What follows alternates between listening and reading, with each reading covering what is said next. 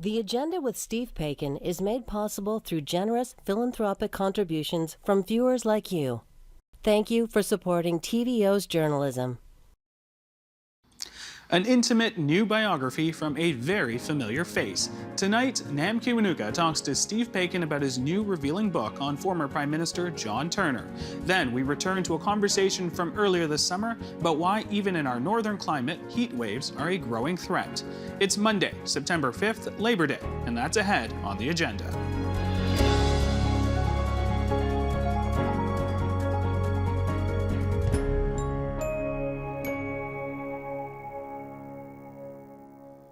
We've done hundreds and hundreds of interviews in this studio, and many of them were done by tonight's guest. Steve Paikin has a new book. It's his 8th, so he's on that side of the studio while yours truly gets to grill him about his latest.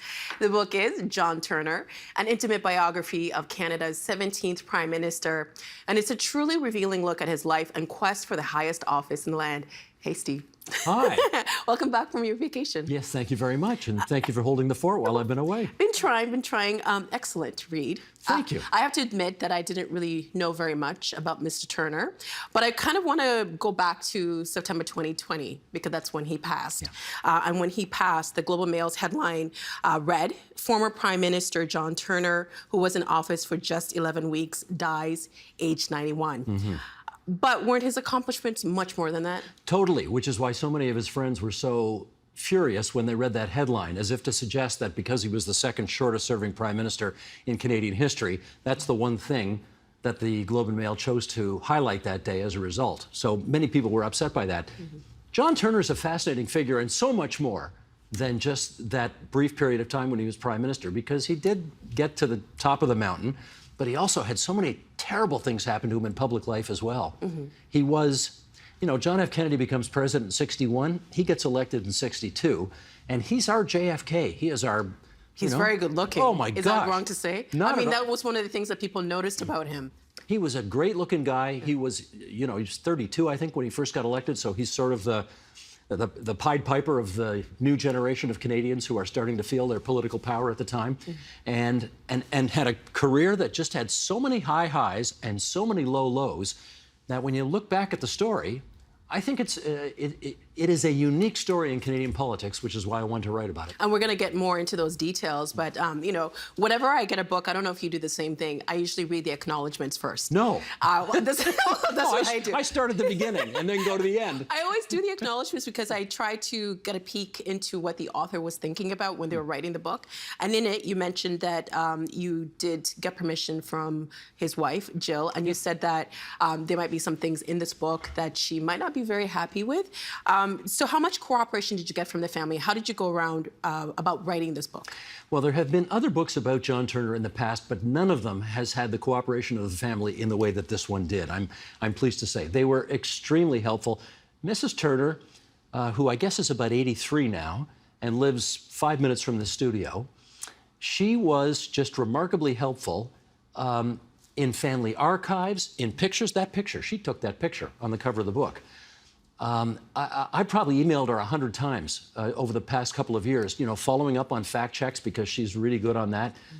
And she sat down for a couple of very long interviews with me as well, which was very helpful. She had a very tempestuous relationship with the press when her husband was prime minister, so the fact that she would open herself up to another journalist, I found surprising and wonderful.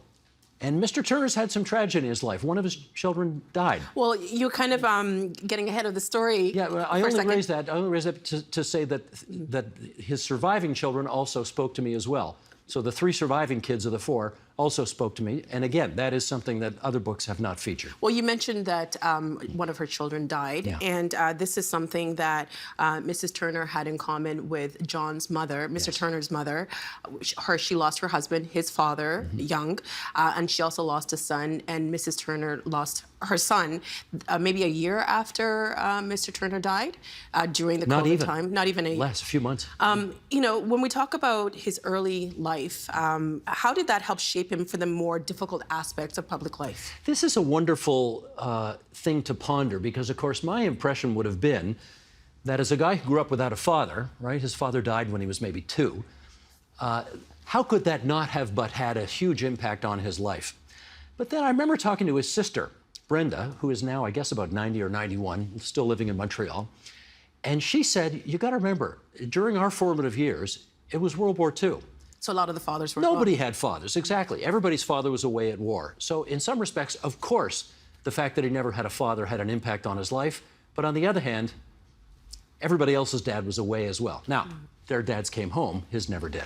And in the book, you write this great story. I shouldn't say that. Some of their dads came home. Obviously, we lost a lot of people during World War II. So some dads came home. Well, you write this great story about how his mother, Phyllis, ended up in Canada, where her career really thrived. What effect did that have on young John's future? Well, she was a superstar. She turned out to be the highest-ranking female public servant in Canada at the time. She had a very big job in the public service, and it opened doors for John in a way that, well, put it this way. If she were meeting with some bigwig, a big important person at the Chateau Laurier Hotel in Ottawa, she'd bring her kids along. Can you tell the story about how when she came to Canada, when she got that job interview, she was told not to bring her kids? And That's exactly right, and she did it anyway. That's right. They were living in England. Her husband died. Her child died. She moved to British Columbia to be back with her parents and basically start her life all over again. She wrote to Ottawa asking the Prime Minister of the day, I think R.B. Bennett, for a job. And somebody from his office said, sure, come to Ottawa, we'll give you a job interview. Don't bring the kids. She brought the kids. And she got the job. And she got the job, and the kids became pretty big deals in Ottawa as well. Well, you mentioned Mr. Turner's Kennedy appeal. A lot of people did compare him because he had, the body, he had the face. He was an Olympic-level athlete. Yes, he was the fastest man at one point in Canada, right? Yeah. When he walked into a room, he commanded that room. And there were rumors about him having a relationship with Princess Margaret. We've got a picture here. This is of Mr. Turner and Princess Margaret. Steve, did that benefit him or not, how he looked? Well, it certainly did at the beginning, right? I mean, the media coverage, that's obviously later in the game, but his stepfather was Lieutenant Governor of British Columbia. And so when a much younger Princess Margaret decided to come over to visit British Columbia, the idea was, John, you're going to chaperone the princess around while she's over here on her visit. And of course, tons of coverage in the press about that. And unceasing questions for Mr. Turner for the rest of his life as to what happened between the two of them. And I've got some stories in the book that I think say more about what the nature of their relationship was like than anybody's had before, and I'm not giving it up here. But no, you got to read it. It's very, juicy. Yeah, it's juicy. Yeah, that's a good word. Juicy is good. And going back to that headline about him just being in Prime Minister for X amount of days, it kind of underscored the importance of Mr. Turner as Justice Minister under Pierre Trudeau. He took on criminal code reform that saw abortion and homosexuality decriminalized. He was also a staunch Catholic. How did he reconcile the two? Wonderful question. And he just seemed to have an understanding that while as a Catholic, he could never abide abortion, as a Catholic, homosexuality would have been difficult for him. But as a minister of the Crown, with responsibilities to the population as a whole, he somehow found a way not to allow his personal beliefs affect what he was required to do on the job. And it's interesting. Prime Minister Trudeau, the current Prime Minister's father, was Justice Minister before him in the Pearson government. And he couldn't get those reforms through. Now, in fairness, it was a minority parliament at the time, but Pierre Trudeau, as Justice Minister, couldn't get those reforms through. John Turner takes over as Pierre Trudeau's Justice Minister, and he was able to do so. Admittedly, a majority government, but he also knew Parliament and loved Parliament. What do you mean by that? He had relationships on all sides of the House. He frequently, when he wanted to get a bill passed, would bring his opposition critics into a meeting with him, and he'd say, look, here's what I want to do. You tell me what you need so you can get this through your caucus, so I can get your support. I'm prepared to make these changes. It was a more collaborative style of government. And as a result, I think he got stuff through, like the reforms you just talked about, that others could not and did not do. I want to tell a quick story about Tommy Douglas, because this book covers a period of time where things are very different from how they are now. Yes. And you write about Tommy Douglas and how he was once named by the greatest Canadian by the CBC. And you mentioned that people didn't know his stance on that issue, that particular issue. How did you approach writing a book for today's audience with stuff that happened back in history that people might be like, well, that's wrong? The quote you're referring to came out of the 1968 federal election leaders debate, in which the reforms that Mr. Turner put forward on decriminalizing homosexuality and abortion were a subject, obviously, of the debate. It was the most controversial issue in the country at the time. And Tommy Douglas said, we can't take a criminal approach to these issues. We need to take a mental health approach. It's not behavior that ought to be criminalized. It's behavior that ought to be treated as a mental illness, homosexuality. Now, that's more than 50 years ago. Those views obviously do not stand up to the test of time. But that's what progressive people believed more than 50 years ago. And there are numerous examples throughout the book of, you know, we're going through this all the time now, right? Where things that were said 50 years ago just don't really meet the test of time anymore, even among saints like Tommy Douglas. Well, we mentioned that Turner spent 79 days as prime minister. What would you say was his downfall? A whole bunch of things. Number one, he'd been in the private sector for 10 years when he decided to come out of political retirement and go back into public life to replace Pierre Trudeau. And the Liberals had been in power for too long at that point. And, you know, there was I remember it well, it's 38 years ago, but there was a feeling in the land that the Liberals had been in for too long and they needed replacing. So number one, he's coming in at the end of a long Liberal reign and, you know, people are ready for a change. Number two, he had the misfortune to go up against one of the truly gifted politicians in Canadian history in Brian Mulroney. The guy was good. I mean, you say what you want about his policies, the guy was good. Back-to-back majority governments, first guy since Sir John A. Macdonald for the Conservatives to do that. Mr. Turner was very rusty. We have to be honest about that. When he came back out of retirement, it wasn't very good. He didn't know the issues very well. His French was rusty. His political antennae were not as sharp as they once were when he was sort of the boy wonder justice minister and the youngest finance minister in 100 years before that. So did he lack confidence at that point? He lacked. That was another thing as well. Yeah, for sure. There was that moment, I guess, after he became prime minister, or I guess on the verge of his becoming prime minister, when he sort of shared with his sister this notion that, Brenda, can I really do this? Am I really good enough to do this? And I remember her telling me, how can you say this? I mean, if you don't think you can do this, why are you doing this? She almost tried to buck him up at the time. Anyway, yeah, so there's a whole bunch of things. That's a theme throughout his life, right? That's a theme throughout his life. He's the boy wonder in so many circumstances, but does he actually have the self-confidence to pull this off? Why would you, because, you know, when he walked into the room, everyone's like, wow, you know, people wanted to be around him. Yeah. Why was he so insecure? Did how he looked work against him? You know, there is a tendency to assume that people who are gorgeous have no brains, right? That is a kind of a reverse discrimination. And he suffered from that. You got to remember, this was a guy who was not only gorgeous, but as you pointed out, fastest man in the country at the time, Olympic-level athlete. He had a bit of a jock personality. Funny thing is, he was a Rhodes Scholar. Pierre Trudeau was not. And yet people constantly looked at Pierre Trudeau as the brilliant intellectual, and John Turner as this sort of jockish guy who, you know, whose intellect was overrated. And in fact, you know, they were different kinds of guys, but John Turner was no slouch. I mean, the guy was every bit as intellectual in his own way as Pierre Trudeau was. I think that's fair to say. I have a picture here. I want to show it. Sure. And if you can tell us the story behind this picture. Oh, my gosh. That was one of the most unfortunate moments in... Can you describe the picture? Yeah, sure. This is John Turner giving a speech at, I forget, one of those luncheon clubs, might have been the Empire Club, Canadian Club, I forget. And it's a picture of two forks coming out of his head, which is the logo of the organization sponsoring this.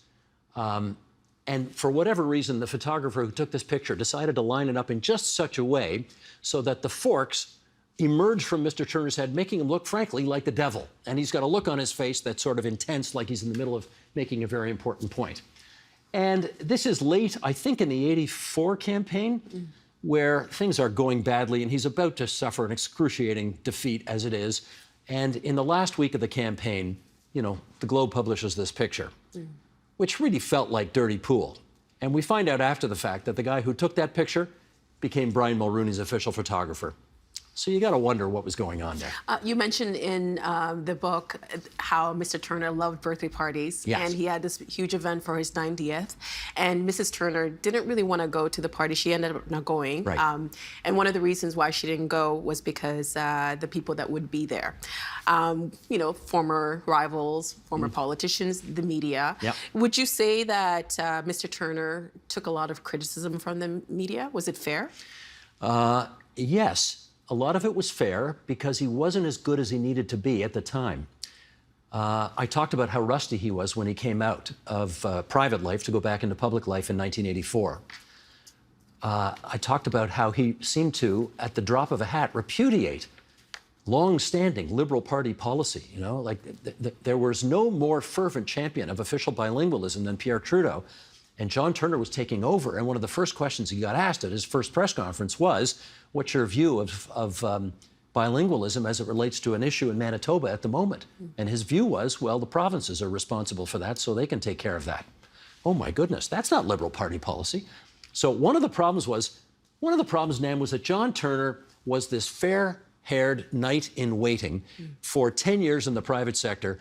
People were waiting. When it came time for Pierre Trudeau to retire, they saw John Turner as this, knight in shining armor, as the guy waiting to come back in.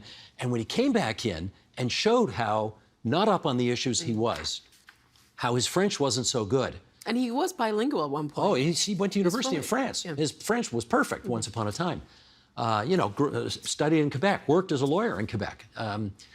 Just a lot of people thought, remember that old Walter Mondale expression? Where's the beef? It wasn't there. Well, let's talk about rivals, because Sure. One thing I learned reading this book is that I don't know if you can call people friends when you're a politician. They're more like allies or frenemies sometimes. But I'm going to show you some pictures, and if you can describe the pictures for us. Great picture. Love this. What was the state of affairs between Turner and Pierre Trudeau, and what are we looking at right now? Okay, this is a picture in the middle. That's Lester Pearson, who was Prime Minister from 1963 to 1968, only minority governments, and he is surrounded by Pierre Trudeau, who would succeed him, John Turner, who would succeed Trudeau, and Jean Chrétien, who would succeed Turner as Liberal leader. And you got 4 prime ministers in one picture. They're all in the same cabinet once upon a time. That's a pretty, that's a murderer's row of political success in this country. And while Pearson never really had tremendous success as prime minister, he lost massively to John Diefenbaker in his first attempt to become prime minister. He did have what is widely perceived to be one of the most effective governments, even though only 5 years long, over the course of Canadian history. And again, gave birth to the political careers of those other 3 gentlemen. The little gems that you have in the book are great, because you even tell a story of when Brian Mulroney, I think, was in his 20s, and then he met Mr. Turner in his 30s. And Brian Mulroney was like, oh my gosh, this guy's great. But I want to read a quote from the book. Brian Mulroney, after sparring with Turner on the free trade agreement in the 1988 election debate, reflected on this. To have taken the abuse and disloyalty from his own party after so many years of service was a profoundly unfair thing for John Turner and his wife and family to endure, Mulroney wrote in his memoir. And there he was in front of me in the studio in great pain, but still soldiering on in spite of it all. He struck me as a gallant warrior and worthy opponent. What was their relationship like, Mr. Mulroney? Very interesting. Although, because Mulroney beat Turner in 2 consecutive elections, and there was obviously during the course of a campaign a lot of headbanging, people assumed that they didn't like each other. Not true. They both were lawyers in Quebec in the 1960s at the same time, 50s and 60s. And as a result, and there's 10 years difference. Turner's 10 years older. And as a result, Mulroney comes up in a culture in Quebec where Turner is sort of the superstar. And Mulroney, when he's an assistant to one of the Conservative cabinet ministers in the Diefenbaker government, sees John Turner on Parliament Hill at the dining room and says to the guy he's with, come on, let's go over and meet this guy. And his buddy says, but he's a Liberal. What do we want to talk to him for? And Brian Mulroney says, because he's going to be Prime Minister someday and we want to meet him. So the two had a mutual respect that started as young lawyers and continued all the way through their life together, both in Parliament and then after they both got out of politics. And there's a real affection between the two. There's a really nice story of how Mr. Mulroney was looking out for Mr. Turner after he stepped down, and he was going through a difficult time. I want to go to the final one, Jean Chrétien and Mr. Turner, excuse me. What was their rivalry about? I think it was best described by Jean Chrétien at that 90th birthday party you talked about that was held for John Turner a few years ago on Parliament Hill, in which Jean Chrétien said, "We were both Liberal MPs, justice ministers, finance ministers, both in the same cabinet, both worked for Trudeau, both became leaders of the party, and God just decided that we were meant to be rivals. We both wanted the same job at the same time." Now remember, 1984, Turner comes out of private life, runs for the Liberal leadership. Who is he running against? Jean Chrétien. He's number 2 at that convention. But as the party president famously said, number 2 on the ballot, but number 1 in our hearts. Started a rivalry between the two of them that lasted. They actually got along fairly well when they were both cabinet ministers for Trudeau. But their rivalry was just so intense. And of course, the minute John Turner won the Liberal leadership in '84, all the people supporting Chrétien, I mean, they sharpened the knives the next day. And it's just, that's the way it goes. When two people want the same job at the same time, they're just not going to be friends. Well, thinking about everything, all the obstacles that people go through, and Mr. Turner throughout the book, he really believed that people should serve, and he wanted people to serve to make this country the place that it is. Yeah. We haven't had that many prime ministers, but in the book you detail how this country treats former prime ministers. How are prime ministers and politicians treated once out of office in Canada? I don't know if this is what you were setting up here, but this always comes to mind when I hear about this. I remember being at a Toronto Symphony Orchestra concert one night. The concert's over. Mr. Turner loved the TSO, and he had tickets. He frequently went. And here he is in his late 80s, emerging from this concert. And, you know, he's got a walker, I think, at this point. He had terrible back problems. That was the reference in the '88 leaders debate. John Turner in pain. Terrible back problems. And he can't get a cab. It's a guy who's a former prime minister of the country. He can't get a cab. And eventually I saw him and I went over to him and said, "Mr. Turner, let me help you, get yourself a taxi." And I did, and on he went. I talked to lots of other people who had the same situation happen to them. One of Brian Mulroney's kids did it as well, leaving an event downtown Toronto. I think it was Mark Mulroney, who went up to him and said, "Mr. Turner, let me help you get a cab." You know, these guys, even though they're ex-prime ministers, they're still on duty in many respects. They still get invitations all the time to represent. And because I found it upsetting reading it, just imagining him on the side of the road trying to hail a cab. Yeah. When you compare to, say, the U.S., how does the U.S. treat their former presidents? Oh, my God, there's no comparison. First of all, the American presidents get a $250,000 pension for life, Secret Service protection for the rest of their lives, taxpayer money helping to fund usually their museums or whatever they call them, the centers where they have their archives and so on. We do none of that here. We do none of that. In fact, it's the Canadian tradition that as soon as the person is no longer prime minister, you stop calling them prime minister. Once you've been president of the United States, you're Mr. President for life. You do tell that funny story about Sarah Palin. Oh, yeah. But read the book to find out what you said. I won't give that one up here. We only have a few minutes left. John Turner was guided by his strong belief, as I mentioned, in democracy and public discourse. We've got a clip of him giving a brief talk at Idea City in 2001. Okay. And that was a decade after he left office. Let's take a look. There's not enough public debate in Canada. There's no debate in Parliament. There's little debate in the universities and academia. The media aren't that hot either. I see Michael Bate from Frank Magazine is going to follow us today. That'll be instructive. And I just want to assure Michael that despite what his editors think, this is a coffee, not a glass of scotch. He looks very relaxed, no notes. What I love about this, here's a guy who's in his 70s there and just goes out on the stage in front of a group of young people and just riffs for 20 minutes, not a note, talks to them about the importance of serving in public office, doesn't matter what office it is, from school board to prime minister, the importance of doing that democracy, he always used to say, democracy is too important not to participate. You've got to participate in democracy for it to work. And Moses Neimer, who was running that show, who you used to work for him at City TV. Okay, he's a pretty hard guy He's to very impress. laid back, He's yeah. very laid back and very hard to impress. After that speech was over, he dashed onto the stage to hug John Turner because he was so moved by what Mr. Turner had to say. Well, you know, you talk a little bit about the book, about this in the book, of how much politics has changed. How did Mr. Turner look at politics of today compared to the more, I guess, collegial days in Ottawa? Hated it, hated it, hated the politics of personal destruction that he constantly saw today. Understood that back in his day, you could be with different political parties, but still have friends on the other side of the aisle, and there was nothing inconsistent about that. You know, nobody would consider you disloyal if you were, you know, seen having lunch with somebody in the other party, or, you know, somebody sat beside somebody on a flight. Nowadays, there seem to be loyalty tests all the time. You don't want to be seen in public talking to somebody from one of the other parties. So, no, he truly disliked the kind of hateful tinge of so much of politics today. He really, really disliked it a lot. What would you say his legacy will be? That's a hard question because, you know, he was prime minister for such a short period of time that you can't point to anything in particular in his prime ministerial time to say, thanks to him, we got that.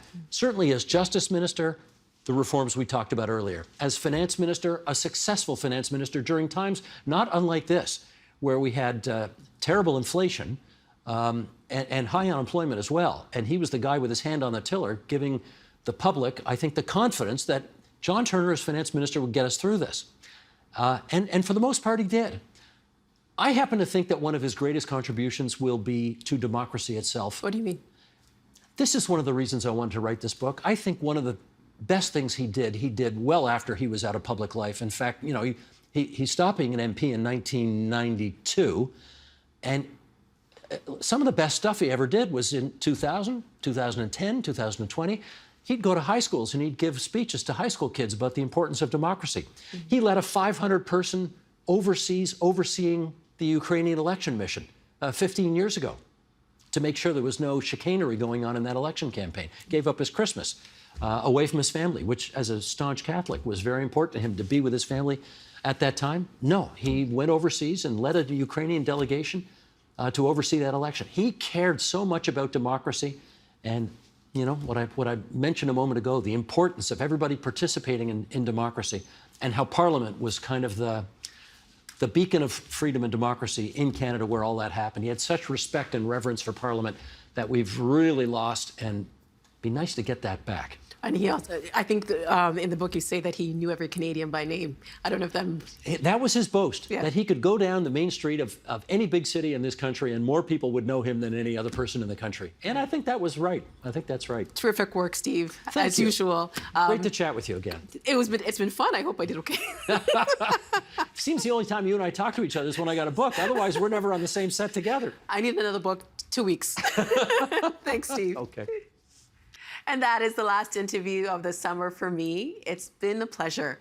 If you want to catch up on anything from our month of music in July, or perhaps some of our municipal conversations in August, it's all there on tvo.org/theagenda or on our YouTube channel, youtube.com/theagenda. Until next time.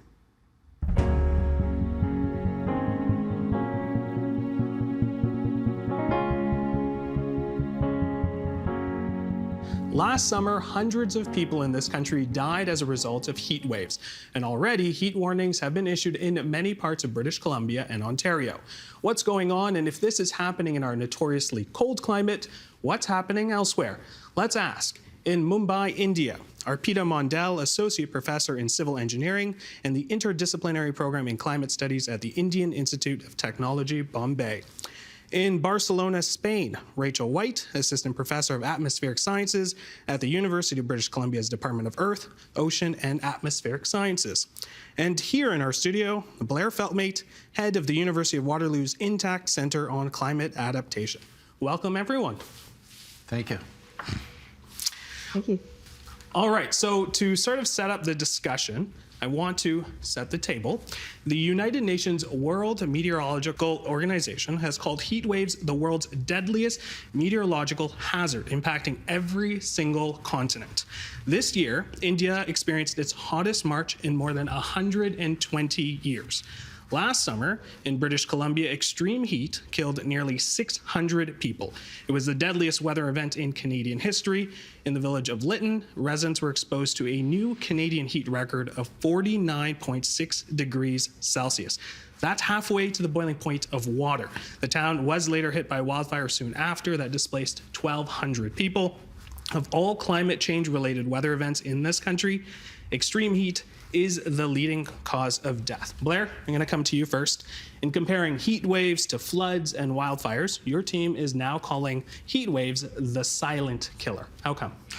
Because when things go wrong due to climate change and extreme weather risk, and it's generally speaking flooding, wildfires, and extreme heat, when things go wrong relative to flooding and wildfires, it's very financially expensive. It's costly.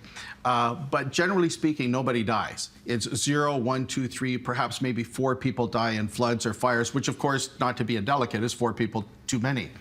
But when things go wrong relative to extreme heat, that's when people can die, in the hundreds and even potentially into the thousands. And as you referenced, we had 619 people die prematurely in British Columbia last summer. In 2018 in Quebec, we had 86 people died prematurely. But in both of those cases, those people died under what is you might term good conditions. And again, not to be indelicate, but the electricity was running. Had the electricity gone out during those heat waves and fans and air conditionings weren't running, those deaths would have popped into the high hundreds, if not thousands. All right, Arpita, I wanted to get your take on that. What do you think about when we talk about heat waves being a silent killer? Yeah, I very much agree to that statement. In India, heat waves are not even recognized as a significant natural disaster as per our National Disaster Management Act. So although we see in the recent years, more and more of these events show up, particularly the post-2000s, that's the period where a lot of heat wave events have happened in India. But, their features keep changing. And although India is not a stranger to heat waves, they happen pretty frequently in this part of the world.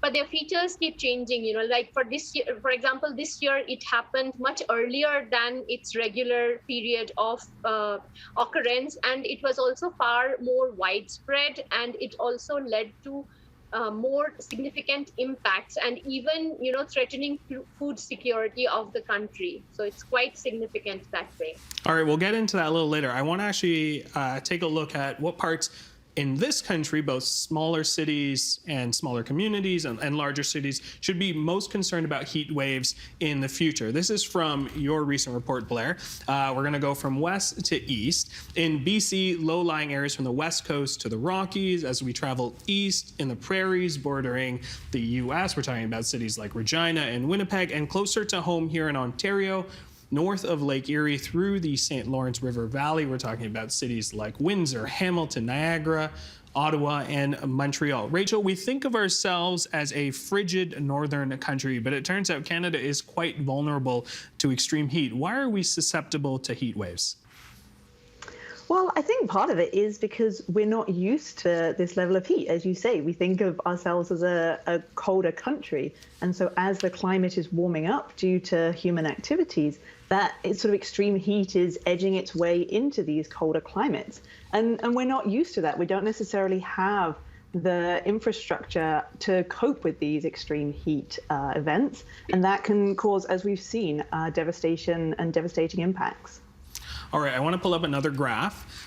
This is a graph that shows how extreme heat is on the rise in Canadian cities and towns. The yellow bar shows the average number of very hot days per year communities have typically had from 1976 to 2005. And what constitutes a very hot day in this example is 30 degrees Celsius or higher. The red bar to the right is a forecast of the number of very hot days residents could suffer through if greenhouse gas emissions continue to increase at current rates to the end of this century. So we're looking similar cities that we saw in Ontario, Windsor, Hamilton, Niagara. Look at Windsor, for example, in the yellow when we talk about very hot days in 1976, 2005, we're looking at about just over 20. But when we look at from 2051 to 2080, we're nearing 80.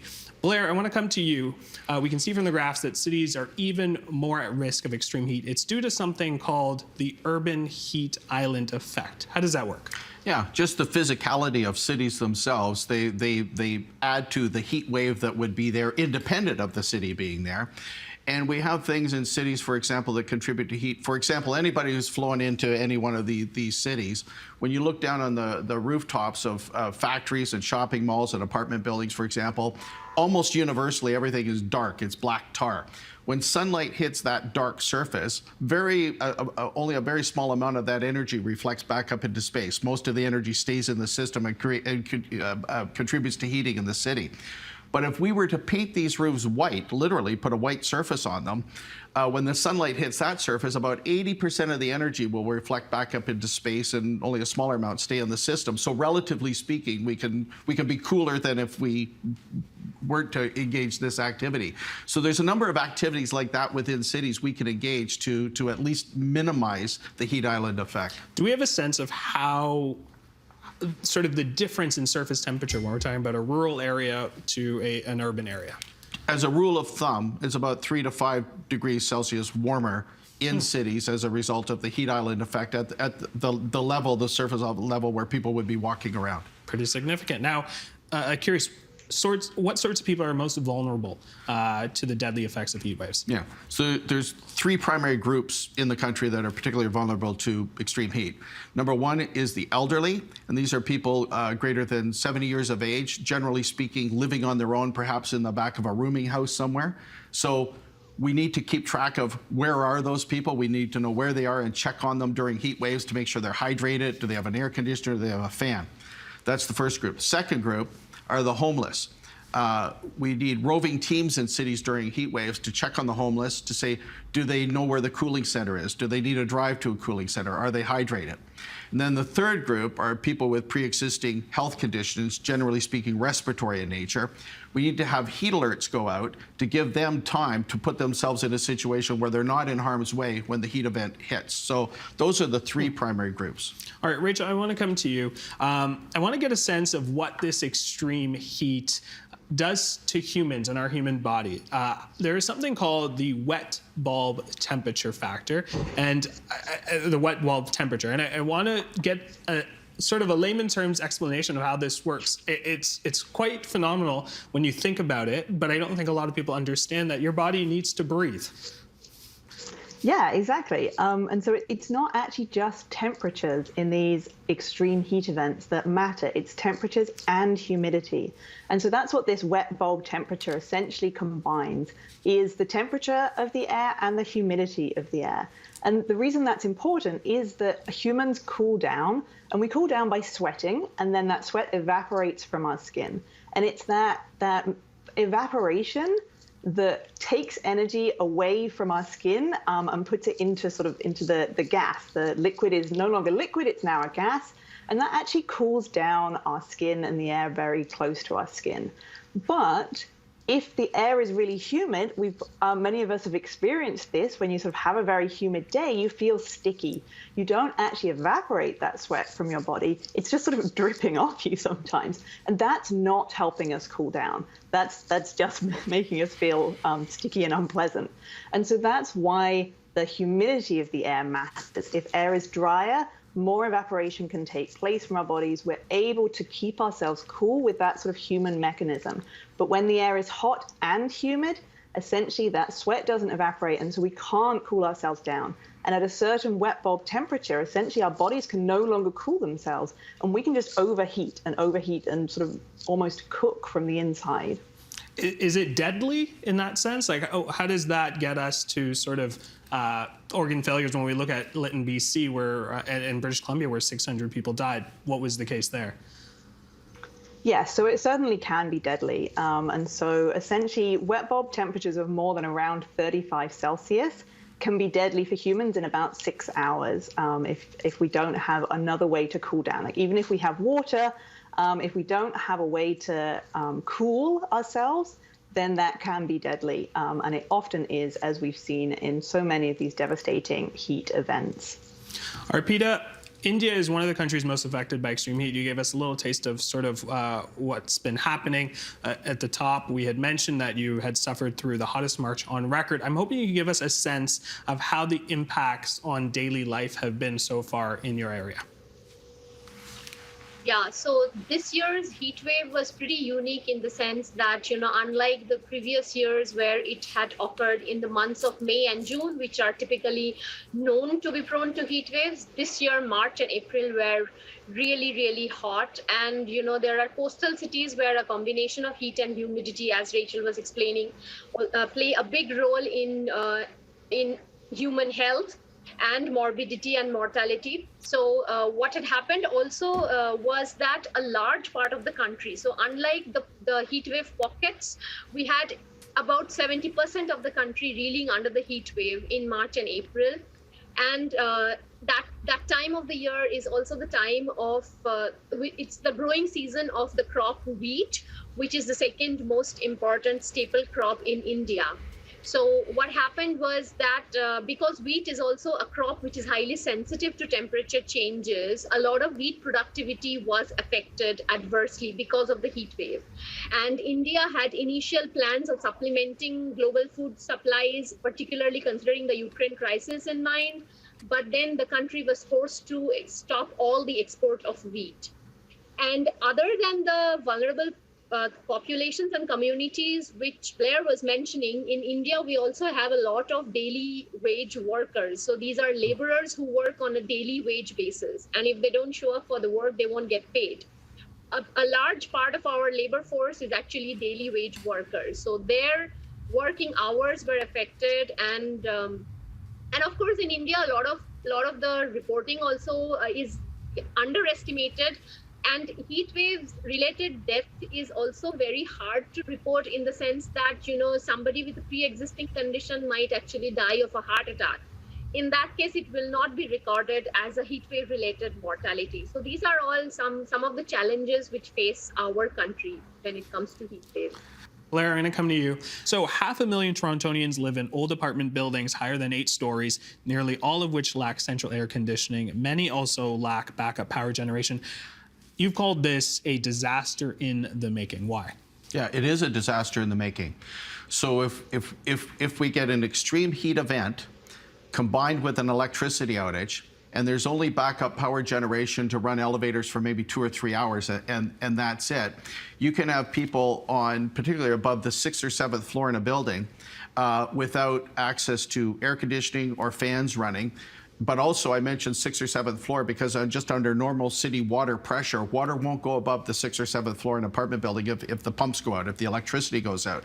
So you could have perhaps an elderly couple on the 16th floor in a building somewhere with no air conditioning, no fan, no water, and elevators not running. So this is a deadly combination of factors. All right, Rachel, I want to come to you when we talk about sort of heat waves in the conversation of climate change. How much can we honestly say climate change is responsible for this global rise in heat waves? So how much climate change is contributing to any particular heat wave is a complicated question, and scientists work very hard to sort of work out by how much did climate change increase the probability and the intensity of this event. But overall, we can say that mean temperatures are rising. We know that. They're rising because of the increase in greenhouse gases. We know that. And that increase in temperature is going to lead to an increase in heat waves. And so we know for a fact that this is being caused by human activity and the greenhouse gases we're putting into our atmosphere. For any particular event, it is more complicated. But yes, this global rise we're looking into is being caused by us. Is there a connection, Rachel, to heat waves and other dangerous events like wildfires and floods? Yes, there is. And so interestingly, during the BC heat wave last year in June, we know you spoke earlier about the wildfire in Lytton, but actually that heat wave was sort of the precursor to a very bad wildfire season across British Columbia. And part of that is that heat really just evaporated a lot of the moisture from the vegetation, from the ground. And so it just dried everything out and made everything sort of much more likely to catch fire. And so then when we had lightning strikes, there were a lot of lightning strikes that were in fact induced by previously burning wildfires and the meteorology that existed because of those fires. We then sort of led to more and more wildfires being ignited on a land that was incredibly dry. We also saw flooding and record stream flows, and so that was related to snowmelt and glaciers melting at very high speeds because of the high temperatures. And so actually, even during the heat wave, there were some evacuation alerts issued within BC for flooding at the same time as we have these record-breaking heat temperatures. Arpita, it's now been accepted by the United Nations that many of the impacts of global warming are irreversible. We can reduce its effects, but we can't eliminate it. So how much should we be focusing specifically on adapting to these heat waves? Yeah, that's a good question. And, I always begin the answer to this question by saying that, unless the root cause is addressed, we cannot go too far. So, of course, cutting down emissions is something that has to be done, because if greenhouse gas emissions are continued as they are right now, we are only seeing that this is going to be more frequent and more intense in future. So that's the root cause that has to be addressed. Having said that, there's a huge onus on the federal and state government agencies here in India to recognize heat waves as a potential significant natural disaster and also come up with specific heat action plans. We do see a couple of such examples in Indian cities, which have been, like I can give you an example of the Ahmedabad city, which is in the western part of India, which suffered from a massive heat wave in 2010. Then they came out with their own heat action plan in 2013. And ever since, the city has been fairly successful in dealing with heat waves. Similarly, the city of Mumbai, the city of Surat, these are the first few South Asian cities to come up with their own climate action plans. Concrete measures such as these, both at the federal as well as the state levels, need to be in place. And I also think that the press and media also has a big role, particularly in India, to play on this, because there is not much public awareness. We are a highly populated, highly densely populated country, but there is not much awareness in terms of, people realizing how dangerous it is for them, how long they should stay outdoors if they cannot avoid staying outdoors, how frequently they should hydrate, when should schools be shut, and what sort of modifications can be adopted at their own local household levels. Because remember, we are talking about a population where thousands of people do not even have access to fans, let alone ACs. So a lot of public awareness also is needed in that direction. Blair, you're doing some very important work. You're working with the Minister of Environment to develop Canada's extreme heat adaptation plan. What sorts of steps? You talked a little bit about some steps that we can take. What steps can we take to adapt? Yeah, so we're outlining programs that are behavioral in nature. We talked earlier about programs that can be put in place to protect the elderly, the homeless, people with pre-existing health conditions. So that's behavioral adaptation. Mm-hmm. Then within cities, we can engage efforts like, for example, to work to retain and restore tree canopy in the city to provide more shade. We can work with building owners and apartment building owners to put glazing on windows and shutters on windows to keep the heat from entering into an apartment building or condo tower during a heat wave. But probably right at the top of the list is a new transition for the country. We need a heat alert system, almost like an Amber Alert, but for a heat alert, not just in British Columbia, which is now invoking that system, but for provinces right across the country to give everybody a heads up that the heat wave is coming, it's dangerous. Putting it in Amber Alert mode really gets people to pay attention, and that should trigger the whole set of actions to put into action plans to put in place to mitigate the risk. Rachel, I want to come to you. When we talk about all levels of government, federal, provincial, and municipal, are they taking heat waves seriously enough? That's a good question. Certainly in BC, in the wake of this heat wave, it is being taken very seriously. And as Blair just mentioned, right, the BC government is doing quite a lot to create this new extreme heat emergency and what that would entail when that sort of system is started up by a forecast of an extreme alert. But it is one of those things that unfortunately, until a region experiences it, they often sort of think that, as we were saying earlier, well, maybe we don't need to worry about heat. And I think the heat wave that we had in British Columbia that shattered records, and it was so unprecedented for this region and had these really severe impacts. We know that regions are going to continue to see hotter heat waves and more frequent heat waves as the climate continues to warm. And so really we are sort of urging other jurisdictions, other governments to consider this now. Don't wait until after you've had an event that has killed hundreds, maybe thousands of people. Recognize that climate change is happening and we need to do something about what that means if there was an extreme heat emergency in that local region and how we could mitigate those impacts. Blair, I found this interesting. Florida's Miami-Dade County now has what they're calling the world's first chief heat officer.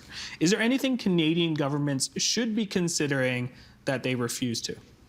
Yeah, we've actually created in Canada now the equivalent of a chief resiliency officer. So not just for heat, but for floods and fires and so forth. And it's in the form of Bill Blair, Minister for Emergency Preparedness. So he, along with Stephen Guilbeault, the Minister of the Environment, the two of them are doing a very fine job, by the way, that looking at how we could advance, operationalize adaptation in this country to prepare for the events that for sure are coming.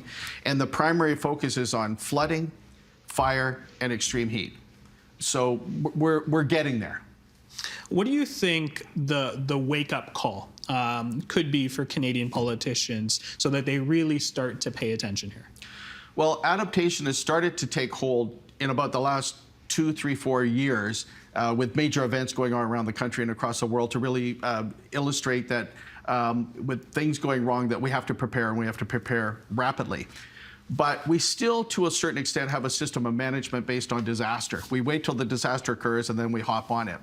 What I worry about is the fact that there may be an extreme heat event that occurs, that it's not 619 people dying prematurely, but thousands of people dying prematurely due to extreme heat. And that may be the point at which the Canada really turns the corner on this file to really embrace a sense of urgency in reference to preparing for extreme weather events. I hope that doesn't happen, but that may be the case. I do have to ask a question, a fair question, I think. Your university department is sponsored by the Intact Insurance Company. Yeah. Is it fair to say that it's in your department's interest to sort of play up the most serious predictions in heat waves in hopes that people will buy more insurance? No, not really. The way I look at it is the greater the degree to which we can get the risk out of the system, period, everybody benefits. Homeowners benefit, the insurance company would benefit, municipalities benefit, and provincial and federal governments benefit. Everybody benefits by getting the risk out of the system, and that is the goal, period. Arpita, I want to come to you. Due to this increase in heat waves, could there be countries in the world that become uninhabitable to humans in the next century? Yes, that looks like, I mean, it's not a distant, bad dream anymore, because we do have parts of India reaching up to 50 degrees Celsius this year. The national capital of Delhi recorded a 49 degrees Celsius temperature, which are very, very difficult to habitate conditions. There are parts of the Middle East which are also projected to, reach record-breaking temperatures. And we must also realize that heat waves might not always, necessarily be isolated events. They have cascading effects, effects on wildfires and floods, as we saw, but also on droughts in India. And, ours is an agriculture-dependent economy. The rainfall, the monsoon is everything for us. And if you have desiccated soils leading to very dry conditions of the soil, low soil moisture, it's eventually going to affect food security of the country. So the effects are going to be trickled down the economy. And not just that, from the recent stopping of the export of wheat, we also see that this has implications for global food security as well. Rachel, I want to get your take on this as well. What does this mean when we look at sort of the next century and uninhabitable places in this world? Yeah, it's scary when we hear reports like that. And I think the thing that I find most important to remember is that often when we look at these predictions for how hot it's going to get, we often look at, well, what if we continue greenhouse gas emissions at the current rate? And what I really want to get across is that we have a choice here. We've already put in a certain amount of warming. There's already going to be more than we have today. Even if we immediately, instantaneously stopped emitting greenhouse gases across the world today, temperatures would continue to rise. And so we really need to act now. We have a pretty small window in which we can act in order to not hit some of these worst case scenarios that we're talking about, that we're hearing about. They are scary, and that's why we need to do something about it now. Blair? Well, I think there's a third leg to this stool. And so in reference to dealing with climate change, we need to mitigate greenhouse gas emissions. We need to embrace adaptation and deal with extreme weather events.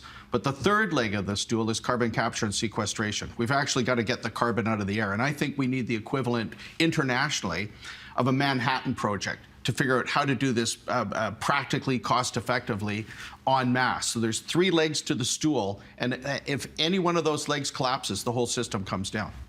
So Blair, when we have this conversation about heat waves and climate change, there is still a portion of the population that does not believe in climate change.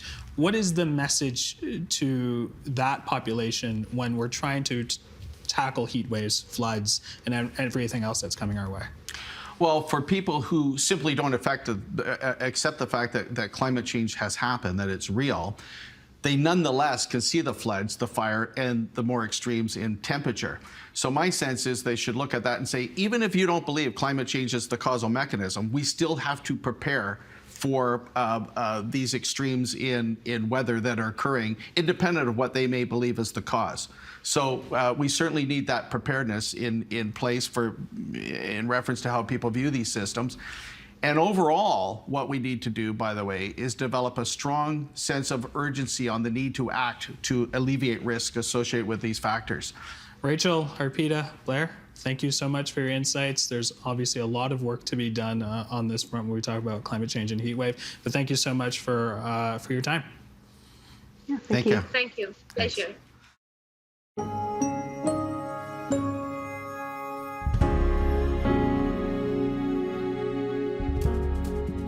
That is the agenda for this Labor Day Monday, September 5th, 2022. Tomorrow, the 17th season of the agenda begins and Steve Paikin is back.